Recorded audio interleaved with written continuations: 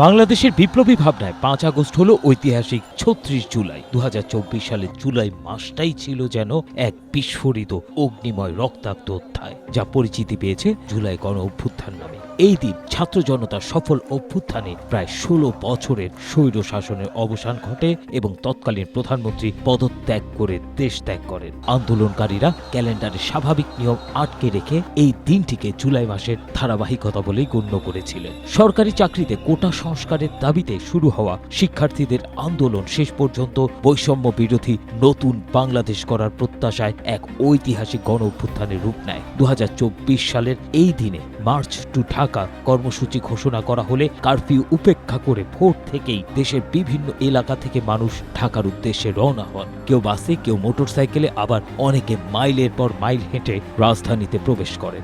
Bangla QR যেখানে, নগদ payment সেখানে। সারা দেশে ১০ লাখেরও বেশি মার্চেন্টে নগদে পেমেন্ট করুন খুব সহজে। দুপুর গড়ানোর সঙ্গে সঙ্গে রাজধানীর প্রধান সড়কগুলো জনসমুদ্রে পরিণত হয়। এক দফার স্লোগানে মুখরিত রাজপথ ধরে আন্দোলনকারীরা গণভবনের দিকে অগ্রসর হতে থাকেন। আর এতেই রচিত হয় এক অনন্য বিজয় গাথা, যা বহু প্রাণের আর রক্তের বিনিময় অর্জন করা। ২০২৪ সালে জুলাই মাস ক্যালেন্ডারে ৩১ দিন হলেও বাস্তবতা ছিল তার থেকে অনেক দীর্ঘ।